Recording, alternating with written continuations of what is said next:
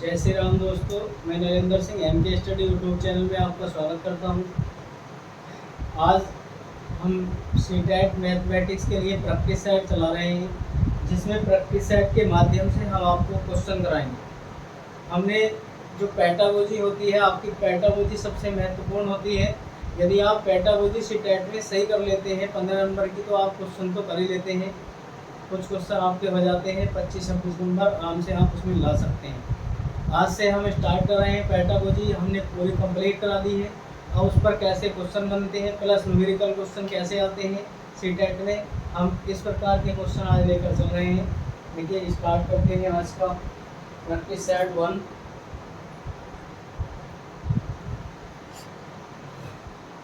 ये वैसे तो प्रैक्टिस सेट 1 होगा, लेकिन क्लास ऑनलाइन पर जो होगा वो 15 नंबर की क्लास आपको देखने को मिलेगी, और क्वेश्चन के माध्यम से 1 क्लास है। आज हम इसे स्टार्ट करते हैं। देखिए कैसे क्वेश्चन इसमें से बनते हैं। क्वेश्चन बनते हैं इसमें, पहला क्वेश्चन है,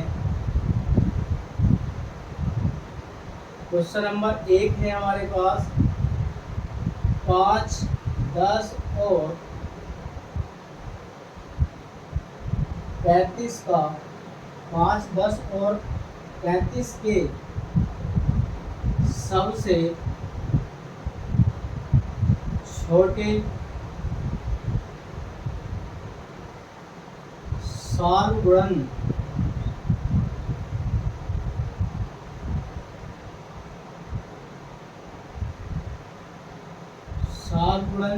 तथा जब पूछ रहे हो सालगुणन और सबसे बड़े सालगुणन खंड का अंतर, हमसे ये पूछ रहा है कि अंतर होगा। ए ऑप्शन में हमें दिया गया है 75, बी ऑप्शन में 30 दिया गया है, सी ऑप्शन में 35 और डी ऑप्शन में दिया गया है 65। अब देखिए जो क्वेश्चन हमने लिखा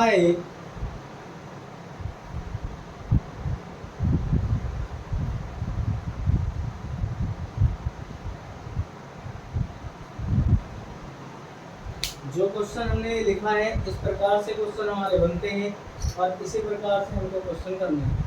अगर आप 5, 10 और 35 का सालगुणन और सालगुणनखंड का सबसे छोटे सालगुणन और सबसे बड़े सालगुणनखंड का अंतर क्या होगा, ये हमसे क्वेश्चन में पूछा गया है। अब देखिए, सबसे पहले आप शब्दों को समझें। सालगुणन और सालगुणनखंड किन्हें कहते हैं? जो सालगुणज होते हैं, सबसे छोटे सालगुणज क्या होगा, सालगुणज की बात कर रहा है, और एक बात कर रहा है हमसे सबसे बड़े सालगुणनखंड। देखिए जो सालगुणज होते हैं इसे कहते हैं हम लैसे, सालगुणज कहते हैं लैसे को, और सालगुणनखंड जो कहते हैं वो कहते हैं हम मैसे को। यहाँ से मैसे और लैसे आपको स्पष्ट रूप से क्वेश्चन में देखने को नहीं मिलेगा। इन शब्दों का प्रयोग किया जाएगा सालगुणनखंड और सालगुणन। मैसे की और लैसे की डेफिनेशन होनी चाहिए आपके याद कि क्या होती है, सालगुणन क्या होते हैं, सालगुणनखंड क्या होते हैं, तब आप क्वेश्चन को ठीक प्रकार से कर सकते हैं। मैसे क्या होता है? मैसे वह संख्या होती है जो दी गई सभी संख्याओं से भाग हो सकती है ना, सॉरी, मैसे वह संख्या होती है जो दी गई सभी संख्याओं को भाग कर सकती है। मतलब जो मैसे होगा वो जितनी संख्याओं का मैसे होगा सभी संख्याओं को भाग कर सकता है। और लैसे जो होगा सालगुणन, वो होता है कि दी गई सभी संख्याएं लैसे को भाग कर सकते हैं, उसे सालगुणन कहते हैं, लैसे कहते हैं। और गुणनखंड वह होता है कि दी गई सभी संख्याओं को भाग कर सकता है। पर दोनों में थोड़ा सा ही अंतर है। दी गई सभी संख्याओं को भाग करने वाला मैसे होगा, और दी गई सभी संख्याओं से भाग होने वाला लैसे होगा। ये आपको पता होना चाहिए।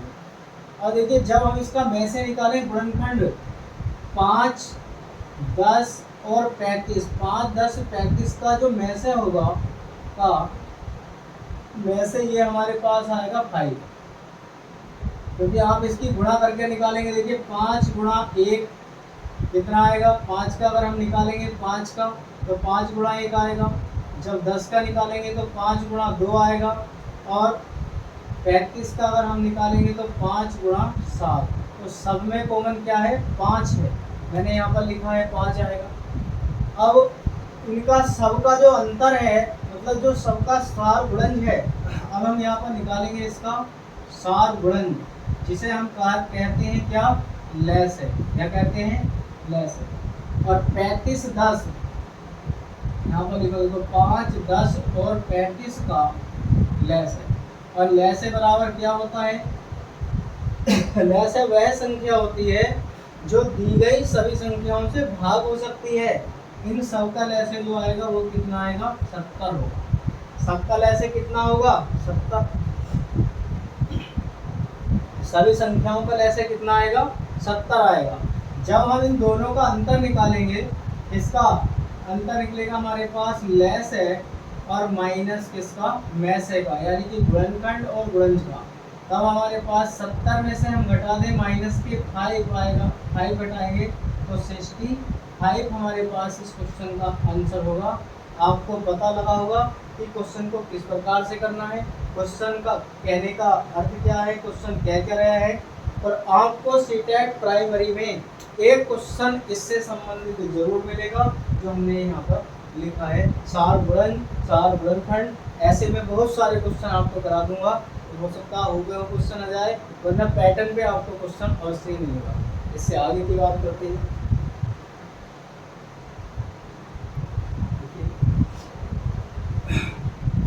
अगला क्वेश्चन है हमारे पास,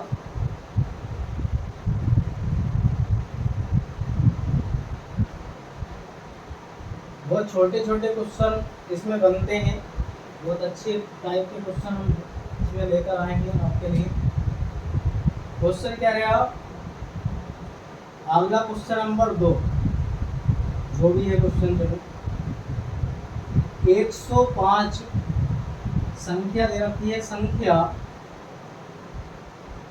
105 के गुणनखंडों की संख्या है। पहले दिया गया है ए ऑप्शन में 7, बी ऑप्शन में 3 दिया गया है, और सी ऑप्शन में 9 दिया गया है, डी ऑप्शन में कोई नहीं, यानी कि इनमें से कोई नहीं। अब 105 के हमें फैक्टर करने हैं कि 105 के कितने गुणनखंड हो सकते हैं। तो ये तो पूछ रहा है कि 105 के गुणनखंडों की संख्या है, तो आप इसमें ये मेथड लगा दीजिए। देखिए 105 को सबसे पहले छोटी से छोटी संख्या से काटें, तो छोटी से छोटी संख्या से किससे काट सकते हैं, इसे 3 से। 3 या 9, और यहाँ पर बचेगा 1, 3 पंजे 15। फिर हम इसे 5 से काट सकते हैं, 5 सत्ते 35, और 7 से काटेंगे, 7 तिगुना 7। इसके कितने गुणनखंड आ गए, 3। 105 के गुणनखंडों की संख्या क्या होगी हमारे पास, 3 होगी। इस प्रकार से हम क्वेश्चनों को कर सकते हैं, और बहुत अच्छी तरीके से क्वेश्चनों को हम करेंगे। फिर आगे हमारा एक क्वेश्चन है, देखिए इसमें पैटागोजी से हमने एक क्वेश्चन लिया है, और क्वेश्चन में क्या कहा गया है, बहुत अच्छा क्वेश्चन है। पैटागोजी का क्वेश्चन मैंने आगे लिया है। पैटागोजी प्लस न्यूमेरिकल दोनों टाइप के क्वेश्चन में इसमें करवाता जाऊंगा।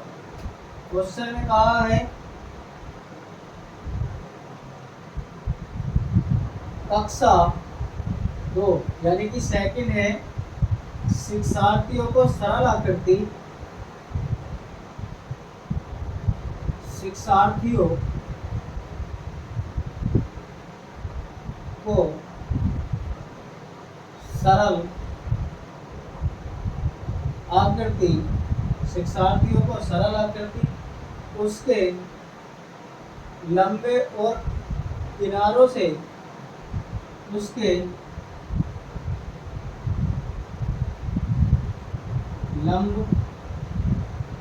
लंबे और किनारों से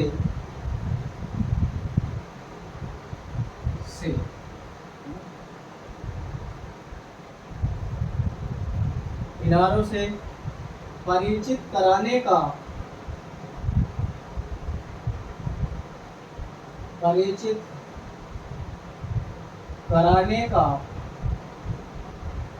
उत्तम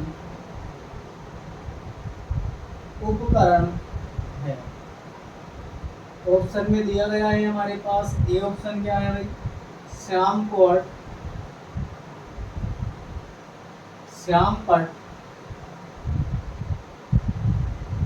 का तल।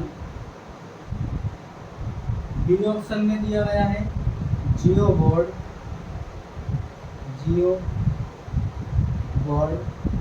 और सी ऑप्शन में हमें दिया गया है 3D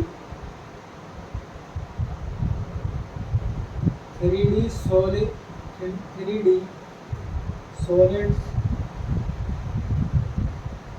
से सॉलिड के नेट और हमें डी ऑप्शन में दिया गया है क्यूब्स। अब आप देखिए ये क्वेश्चन हमारे पास दिया गया है और क्वेश्चन में क्या पूछा गया है। क्वेश्चन में कह रहा है कि कक्षा 2 के जो शिक्षार्थी हैं, कक्षा 2 के शिक्षार्थियों को सरल आकृति तथा उनके लंबे किनारे और उनके लंबे और किनारे से परिचित कराने के लिए सबसे उत्तम साधन क्या है। हमने आपको बताया था कि जो सरल आकृति होती है इनसे परिचित कराने के लिए बालक को किसकी आवश्यकता पड़ती है, हमने ये आपको बताया। देखिए श्यामपोट है, श्यामपोट का तल। यदि श्यामपोट के तल से आप श्यामपोट पर किसी भी आकृति को बालक को बनाकर दिखा सकते हैं। श्यामपोट के माध्यम से किसी भी आकृति के किनारों या किसी भी आकृति के लंब की हम बालक के सामने गणना नहीं कर सकते और न ही बालक को श्यामपोट के तल के माध्यम से किसी भी आकृति को सिखा सकते हैं। तल का मतलब किसी नीचे तल से या किसी साइड वाले से, एक किनारे से, तो हम उसे नहीं बता सकते। दूसरा इसमें हमने दिया 3D सॉलिड्स के नेट। तो हम जब 3D सॉलिड्स के नेट हैं इनके माध्यम से आकृतियों को बनाना सीख सकते हैं, परंतु हम इनके माध्यम से आकृति की पहचान करना नहीं सीखते हैं। क्यूब्स जो होता है, क्यूब एक उसमें कोने और कितने कोने होते हैं, कितने सीड्स होते हैं, ये आपको पता होता है, 6-12 होते हैं इस तरह से। लेकिन हम उसके माध्यम से किसी भी बालक को किनारे या लंब के बारे में नहीं बता सकते। अब हमारे पास एक ही ऑप्शन बचा है और जो बचा है जियोबोर्ड मैंने आपको पढ़ाया है। इसके माध्यम से बालक को आकृतियों की पहचान कराई जाती है। इसके माध्यम से बालक को किनारे, त्रिभुज बनाना या किस प्रकार की आकृति होती है इन्हें सिखाया जाता है। और इसमें मैंने 5 प्रकार की आकृतियाँ आपको बताई थी। 5 त्रिभुज थे, एक वर्ग और एक आयत, शायद ऐसा कुछ मैंने वहाँ पर आपको बताया क्लास में। आप पिछली क्लास को जाकर देखें, इस क्वेश्चन का जवाब आपको वहाँ से मिल जाएगा, क्योंकि मैंने पैटागोजी का पूरा सेक्शन आपको 13 से 14 क्लासों में पैटागोजी का फुल सेक्शन आपको पढ़ा रखा है। 14 क्लासें मैंने आपको दे रखी हैं यूट्यूब पर, MK स्टडी चैनल पर। आप उसे सब्सक्राइब करें। MK स्टडी चैनल को जो भी भाई बहन नए हैं एक बार अवश्य सब्सक्राइब करें और उन क्लासों को आप प्लेलिस्ट मैंने बना रखी है, प्लेलिस्ट में जाकर देखें। बिल्कुल सारी पैटागोजी जो आपको आती है इस लेवल में, सीटेट लेवल में पैटागोजी पूछी जाती है, मैंने आपको पढ़ा रखी है, आप उसे जाकर तैयार कर सकते हैं। और वहाँ से ये क्वेश्चन निकला है। इस क्वेश्चन का जो आंसर होगा इसका जियोबोर्ड। आगे देखिए क्वेश्चन में क्या है, आगे चलते हैं।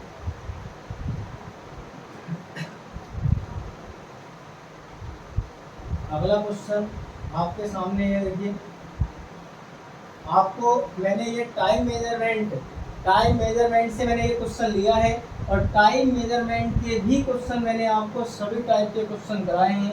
रेलगाड़ी वाले हो, समय वाले हो, या 3 व्यक्ति किसी कार्य को करते हो, ये सब टाइप के क्वेश्चन आपको कराए हैं। और एक टाइम से संबंधित या रेलगाड़ी से संबंधित आपको एक क्वेश्चन देखने को मिलेगा, जो आप उन 14 क्लासों में जाकर देखेंगे जो मैंने डाल रखी है, उनमें आपको मिल जाएंगे। ये सब मैंने करा रखे हैं। क्वेश्चन है हमारे पास आगे,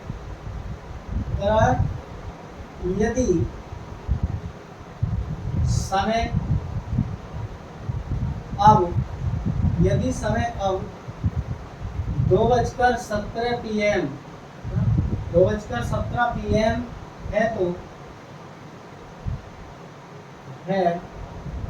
तो ठीक 11 घंटे 59 मिनट 11 घंटे 59 मिनट के पश्चात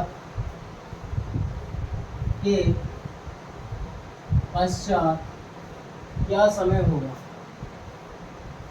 क्या समय होगा, ये हमसे क्वेश्चन में पूछा गया है। ऑप्शन हमें दिया गया है, देखिए 2:17 PM होगा। बी ऑप्शन में दिया गया है 11:57 PM होगा, AM है। फिर दिया गया है सी ऑप्शन में 9:59 AM होगा और डी ऑप्शन में दिया गया है 2:16 AM। ये हमें क्वेश्चन में समय दिया गया है जो होगा। अब आप क्वेश्चन को एक बार पढ़ें जो क्वेश्चन में हमसे कहा गया है।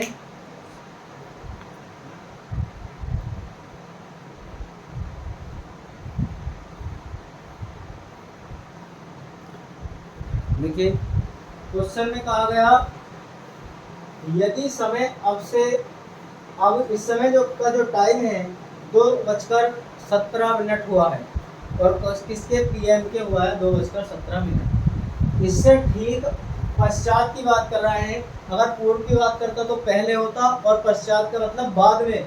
इससे ठीक बाद में 11 घंटे 59 मिनट यानी कि 1 मिनट कम है 12 घंटे बाद क्या समय होगा, ये हमें ऑप्शन दिए गए हैं। 2:17 होगा PM, या 11:57 PM होगा, या 9:59 PM होगा, 2:16 PM होगा। हमें इसे हल कर बताना है। देखिए सरल मेथड से आप क्वेश्चन को करें। अगर किसी से क्वेश्चन नहीं आता है तो आप उसमें 11 घंटे 59 मिनट उंगलियों पर जोड़कर भी निकाल सकते हैं, पर ये सरल मेथड तो यही है। वैसे इसका देखिए जोड़ने वाला ही ये 11 है और ये हमारे पास 59 है। ये 59 मिनट हैं और 59 में को जब आप 17 जोड़ेंगे तो हमारे पास कितना आएगा भाई 76। कितना आएगा 76। और जब हम इसे जोड़ेंगे तो ये हमारे पास कितना हो जाएगा 13। ये होगा 13 मिनट। 13:76 हुए। लेकिन आपने आज तक कभी पढ़ा है कि किसी घंटे में 76 मिनट हो? आज तक किसी घंटे में 76 मिनट हुए हैं? नहीं ना। तब हमारे पास यहाँ पर 60 मिनट का घंटा होता है और 60 मिनट में जब 60 मिनट यहाँ से निकालेंगे घंटा इधर पहुँच जाएगा। ये होगा 14:16 मिनट और 14:16 ये था हमारे पास PM। जब हम इसमें जोड़ेंगे तो कहाँ पर पहुँचेगा AM में। अब 14:12 तक हमारे टाइम चलता है, जो जनरल टाइम होता है 12 तक।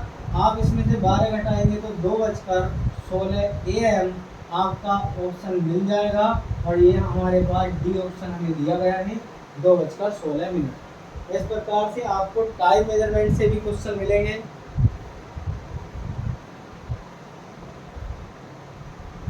मैंने आपको टाइम मेजरमेंट, भार मेजरमेंट और इस प्रकार के क्वेश्चन डेसिमल को सेंटीमीटर में, मीटर को सेंटीमीटर में, ये सब मैंने ये 14 क्लासों में परफेक्ट आपको pedagogy plus numerical section, pattern पर क्वेश्चन, हर चीज़ जितने भी आपके यहाँ से बनती है।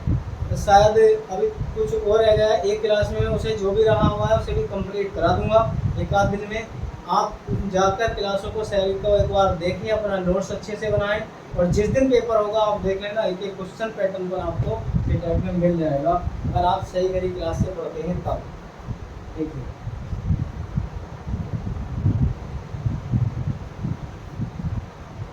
आगे क्वेश्चन है इसी टाइप का क्वेश्चन आगे इस पर ही देखिए। जे ऐसे क्वेश्चन मैं लेकर आया हूँ जो क्वेश्चन ज़्यादा से ज़्यादा पूछे जाते हैं। क्वेश्चन में कहा गया है, आगे क्वेश्चन है हमारे पास, ये कह रहा है कि 3.5 समकोण में 3.5 समकोण में 3.5 समकोण में डिग्रियों 3.5 समकोण में डिग्रियों की संख्या है।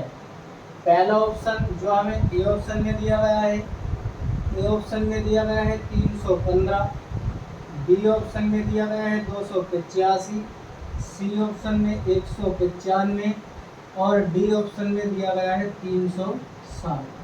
ये हमारे पास ऑप्शन है और क्वेश्चन कह रहा है कि 3.5 समकोण में डिग्रियों की संख्या क्या होगी।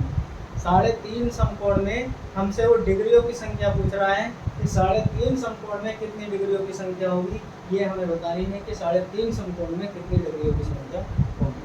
कैसे निकालते हैं अभी देखिए, समकोण की बात कर रहा है तो समकोण हमारे पास कितने का होता है, 90 अंश का। 90 अंश का एक समकोण है। पहले हम 3 का निकाल लें और फिर आधे का निकाल लेंगे, दोनों को एक साथ जोड़ देंगे, जो भी ऑप्शन मिलेगा तो ठीक है, नहीं मिलेगा तो फिर आगे देखेंगे जो भी होगा। तो हम निकालते हैं 3 समकोण के लिए, 3 समकोण के लिए कोई भाई है जो भी है, भाई है या बहन है जो भी है, उन्होंने थोड़ा बड़ा लिखने के लिए किसी क्लास में कमेंट किया है। मैं कोशिश कर रहा हूँ कि ज़्यादा से ज़्यादा बड़ा लिखा जाए जिससे आपको स्पष्ट दिख सके, क्योंकि ये मेहनत आपके लिए की जा रही है, आप अच्छे मार्क्स प्राप्त कर सकें सीटेट में, इसलिए हम इस क्लास को ज़्यादा से ज़्यादा अच्छी चीज़ें हम इसमें आपको दे रहे हैं। देखिए 3 समकोण के लिए 90 × 3 आएगा और आप इससे स्थिति गुणा करेंगे तो 270 हो जाएगा। कितना होगा, 270। अब आधे के लिए जब आधा समकोण हम इसमें निकालेंगे तो आधे के लिए आएगा 90 गुणा में 1/2, आप इससे इसे काटेंगे तो कितना आएगा, 45। और आप इस सब को जोड़ दीजिए, 3.5 समकोण का में डिग्रियों की संख्या कितनी होती है आपको मिल जाएगा। आप इसे जोड़ेंगे 5 आएगा, 7 4 11 होगा, ये फांसी लगेगा और 2 और 1 कितना होगा, 3, तो 315 डिग्री होगा। 3.5 समकोण में कितने डिग्री होगा, 315 डिग्री 3.5 समकोण में होगा। ये बात आपको समझ में आई होगी और इस प्रकार के क्वेश्चन आपके पेपर में बनते हैं, बन चुके हैं। ऐसे ही क्वेश्चन सीटेट में ज़्यादा से ज़्यादा पूछे जाते हैं। देखिए प्राइमरी का जो लेवल है वो बहुत आसान होता है, केवल मैथमेटिक्स जो ज़्यादा हार्ड वाला को लगता है उसका कारण यही है कि उससे पैटागोजी ठीक तरीके से नहीं हो पाती। लगभग 10 या 11, 10 और 15 के बीच में मैं एक सेक्शन रखूँगा, एक सेशन आपका चलेगा लाइव, शाम को टाइम जो भी होगा बता दिया जाएगा, लगभग 9 बजे के आसपास से मैं रखूँगा। उसमें सीटेट में किन पॉइंटों पर ज़्यादा ध्यान देना चाहिए क्वेश्चन में, आपको ये सारी चीज़ें हम बताएंगे। और आप अगर उस क्लास को ही ध्यान से देख लेते हैं, जो पॉइंट उसमें आपको नोट कराए जाएंगे, तो भी आपका भला हो जाएगा। देखिए आगे क्वेश्चन है हमारे पास, क्या है,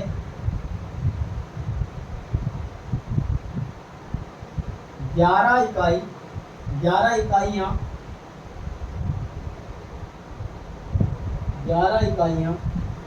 प्लस 11 भाइयाँ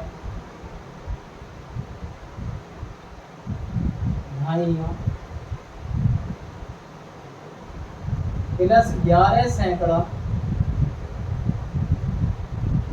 बराबर है,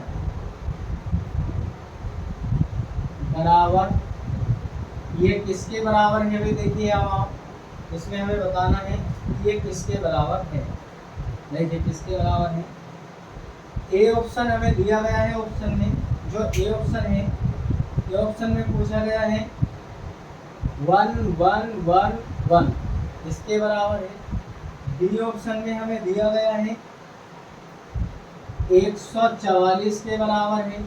सी ऑप्शन में 1 to 1 के बराबर है और डी ऑप्शन में हमें दिया गया है, बी ऑप्शन में दिया गया 1 2 3 और यहाँ पर है 2 1। ये इनमें से किसके बराबर है ये पूछा गया। अब ध्यान से सुने आप, जब हम संख्या को या किसी भी संख्या को काउंट करना प्रारंभ करते हैं तो दहाई, इकाई और सैकड़े से प्रारंभ करते हैं। जब हम किसी भी संख्या को काउंट करना प्रारंभ करते हैं तो किससे करते हैं, दहाई से, इकाई से और सैकड़े से प्रारंभ करते हैं। यही कंडीशन आप इसमें लगा दीजिए। अगर आप इसमें लगाएंगे तो आपका क्वेश्चन सही हो जाएगा। देखिए ये इकाई है, इसे यहाँ लिखें। ये हमारे पास दहाई है, दहाई में कितना होता है भैया? दहाई में 1 0 होता है, क्योंकि दहाई होती है 10 की। मेन बात यही तो है कि बालक यहाँ पर सही कर लेता है तो सही आंसर आएगा, वरना 4 में से कोई से ना कोई से तो फंस ही जाएगा सही होने से। अब सैकड़ा है, सैकड़े में आप 2 0 लगाएंगे, ये हुआ। इसे आप ऐड करें, क्योंकि वो बराबर पूछ रहा है, प्लस का चिन्ह इसमें सबके बराबर दिया गया है, ये किसके बराबर होगा?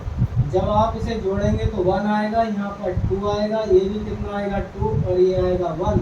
ये बराबर होगा 1221 के बराबर होगा, 1221 के बराबर ये होगा। और ये क्वेश्चन सीटेट का एक बहुत ज़्यादा पॉपुलर क्वेश्चन है, कई बार ये क्वेश्चन पूछा जा चुका है। आप ज़्यादा से ज़्यादा ध्यान दें, तो पिछले वर्ष के प्रैक्टिस सेटों को बार बार थोड़े दोहराते रहें, क्योंकि 10 किताब को पढ़ने से अच्छा है कि एक किताब को 10 बार पढ़ लो तो ज़्यादा बेहतर रिजल्ट निकल सकता है। इसलिए आप उन पर ज़्यादा ध्यान दें। और बाकी अब जो भी टाइम आपका बचा है 18-19 दिन, मैं इसमें एक धमाकेदार प्रैक्टिस ये लेकर चलूँगा जिससे आपका भला हो सके। देखिए आगे क्वेश्चन एक पेडागोजी का क्वेश्चन हमने लिया है, ये पेडागोजी का क्वेश्चन है। क्वेश्चन में कहा गया निम्न में से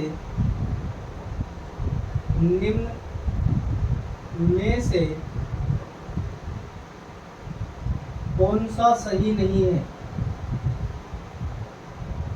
कौन सा सही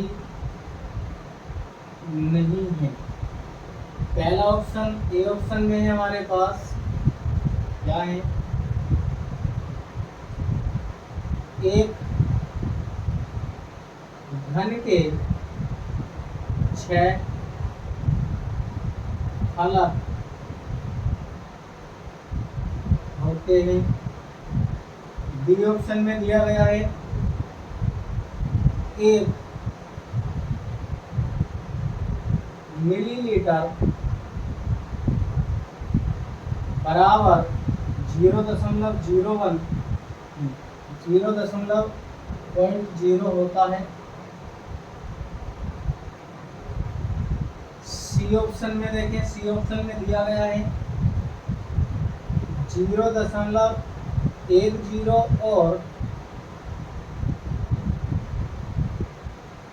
0.1 समान है।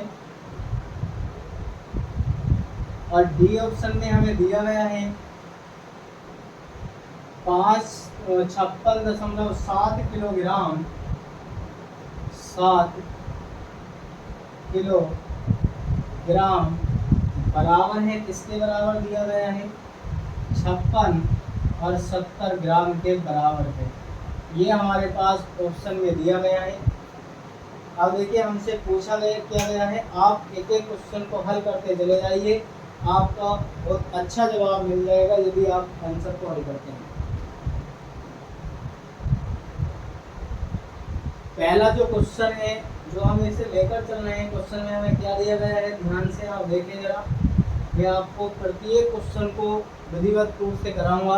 क्वेश्चन चाहे कम हो लेकिन आपकी समझ में आना चाहिए। उससे रिलेटेड अगर क्वेश्चन बनता है तो आपका क्वेश्चन गलत नहीं होना चाहिए। सबसे पहले में दिया गया 1 घन के 6 फलक होते हैं, बिल्कुल सही बात है। घन में 6 फलक 12 शीर्ष होते हैं, है ना? ये आपने पढ़ा है, शीर्ष मीन्स कोने होते हैं। तो हमारे पास जो होते हैं घन में 12 फलक होते हैं, इसका मतलब ये वाला जो ऑप्शन है ये हमारा सही ऑप्शन है, 12 फलक होते हैं। कहा कि 1 मिलीलीटर में 0.1 होती है, 1 मिलीलीटर में जो है 0.1 होती है। और 1 मिलीलीटर में जो होती है, अगर मिलीलीटर में 0.1 होती है, ये बिल्कुल बात सही है। अगर 1 मीटर है, मीटर को मिलीलीटर में आप परिवर्तित करते हैं या मिलीलीटर को, हाँ 1 मिलीलीटर में 0.1 होते हैं, ये बिल्कुल बात सही है। और इस टाइप के क्वेश्चन जो ये टाइप है, इस टाइप के क्वेश्चन मैं आपको करा चुका हूँ। एक क्लास घन घनाभ योग और इसके माध्यम से जूनियर लेवल के नाम से पढ़ाई जाएगी, वो प्राइमरी में भी आप उसे देख सकते हैं, उससे बनने वाले क्वेश्चन जो भी घन घनाभ के होंगे वो आपको मिल जाएंगे, है ना। उस टाइप से मैं कराऊंगा। और ये 1 मिलीलीटर बराबर इतना होता है, और कह रहा है कि 0.10 और 0.1 दोनों समान हैं या दोनों बराबर हैं। तो आप देखें जरा ध्यान से, ये दोनों कैसे हैं, बराबर हैं, क्योंकि 0.10 आप इसे हटा सकते हैं, क्योंकि 0 की कोई वैल्यू पॉइंट के बाद अगर इसके बाद संख्या है तो होती है, और संख्या के बाद अगर 0 है कोई संख्या ना, तो हम उसे हटा सकते हैं। इसका मतलब ये वाली बात भी सही है। अब लास्ट ऑप्शन बचा, देखिए जो ये है हमारे पास, कह रहा है कि 56.7 किलोग्राम को 5670 लिखा जा सकता है। जी नहीं, इसे हम 56,700 ग्राम लिखेंगे, और इसका ये सही होगा। तो ये कैसा होगा, ऑप्शन के हिसाब से वैसे तो ये गलत है, लेकिन ऑप्शन के हिसाब से कैसा होगा, ये सही आंसर होगा, और सही वाले सब के होंगे गलत हो जाएंगे। तो हमारे पास ऑप्शन जो होगा वो ये होगा।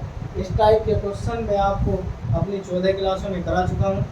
जिस लेवल के क्वेश्चन भी मैं इन प्रैक्टिस सेटों में कराऊंगा, वो टोटल पैटागोजी समेत मैंने सारे सेक्शन आपको 14 क्लास जो मैंने दे रखी है वहाँ पर करा दी है। तो मेरी प्ले लिस्ट बनी हुई है, आप प्ले लिस्ट में जाकर उन क्लासों को पढ़ सकते हैं। आगे क्वेश्चन लेते हैं, देखिए हम इसी प्रकार से।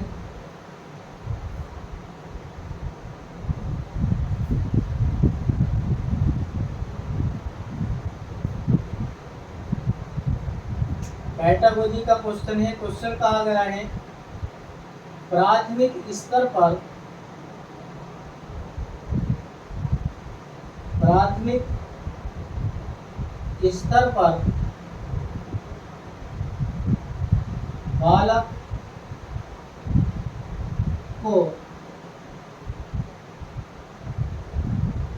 बालक को गणित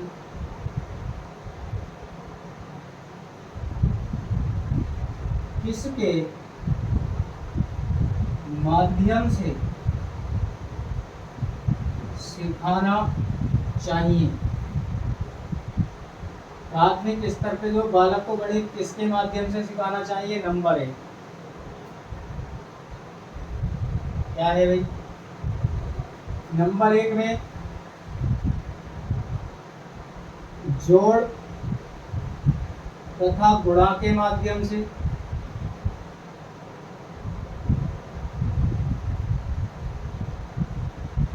और बी ऑप्शन में अन्य विषयों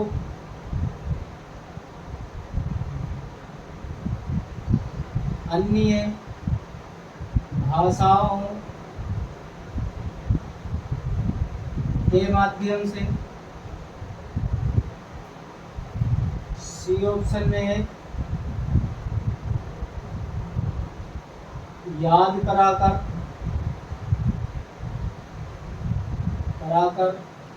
और डी ऑप्शन में है अन्य विषयों के साथ जोड़कर, अन्य विषयों के साथ जोड़कर। अब आप ध्यानपूर्वक हमारी बात सुने, जो हमने यहाँ पर लिखा है, ताकि प्राथमिक स्तर पर बालक को गणित किसके माध्यम से सिखाया जाना चाहिए। जो प्राथमिक स्तर का बालक है उसे गणित किसके माध्यम से सिखाया जाना चाहिए, ये बात हमसे इस क्वेश्चन में पूछी गई है। तो हमें प्राथमिक स्तर पर जो गणित सिखाया जाना चाहिए बालक को किस माध्यम से सिखाया जाना चाहिए। देखिए, यदि आप जोड़ और गुणा किया, जो प्राथमिक स्तर में तो बहुत छोटा बच्चा भी आता है, जो कक्षा 1-2 में नर्सरी में होता है, वो तो प्राथमिक स्तर में आता है, प्री प्राइमरी में आता है। बालक को क्या आप जोड़कर माध्यम से या गुणा के माध्यम से गणित को सिखा सकते हैं? नहीं सिखा सकते। ज़्यादातर बालक इस ऑप्शन को ठीक करेंगे, लेकिन ये क्या है, गलत है। अन्य भाषाओं के माध्यम से, क्या सभी भाषाओं को पढ़ाकर बालक से कहेंगे कि अंग्रेजी में, उर्दू में, सब में गणित सीखो? अरे गणित को चाहे उर्दू में पढ़ें या इंग्लिश में पढ़ें, किसी में पढ़ें, तो 5 को 5 ही लिखा जाएगा। चाहे अंग्रेजी में लिखें या किसी भी तरीके से लिखें, 5 जो लिखा जाएगा वो 5 ही लिखा जाएगा। याद कराकर बिल्कुल गलत ऑप्शन है रट्टा मारना। याद कराना किसी भी सब्जेक्ट में हो, गणित में हो, चाहे इंग्लिश में हो, हिंदी में हो, पर्यावरण में हो, इतिहास में या साइकोलॉजी में, संस्कृत में, जहाँ पर भी रट्टा मारना हो, याद कराना हो, तुरंत देखकर काट दें। अगर क्वेश्चन पॉजिटिव पूछ रहा है तो, और निगेटिव पूछता है तो वो सही होगा। तो क्या है कि अन्य विषयों के माध्यम से आप गणित को जोड़कर पढ़ाएं, या अन्य विषयों के माध्यम से हो, कहानी किस्सों के माध्यम से हो, या पहेलियों के माध्यम से हो, समूह के माध्यम से हो। यदि ये ऑप्शन आपके आते हैं, गणित हो या किसी भी सब्जेक्ट को सिखाने के लिए, तो बालक इनके माध्यम से हर सब्जेक्ट को आसानी से पढ़ सकता है। आप इस प्रकार से इन क्वेश्चनों को करेंगे। आज की क्लास में यही विराम कर रहा हूँ, और मैंने जिस प्रकार के क्वेश्चन आपको कराए हैं, pedagogy section plus numerical section, दोनों टाइप के क्वेश्चन मैं लेकर चल रहा हूँ। और इससे आगे की क्वेश्चन अगले प्रैक्टिस सेट नंबर 2 में हम कराएंगे। 18 से 19 दिन आपके बचे हुए हैं, और 19 दिन के लिए जो 19 क्लासें आपको प्रोवाइड कराई जाएंगी, इनसे आपको बहुत बेहतरीन क्वेश्चन देखने को मिलेंगे। और जो भी भाई बहन हमारे चैनल पर नए हैं, एक बार अवश्य सब्सक्राइब करें। किसी प्रकार की त्रुटि या कोई भी हो तो आप कमेंट बॉक्स में कमेंट कर सकते हैं, हम उसे वहां से देख लेंगे। और ज़्यादा से ज़्यादा लाइक करें क्लास को, यार दोस्तों को शेयर करें। आपके लिए हम ये मेहनत कर रहे हैं। आज के लिए इतना ही। जय हिंद।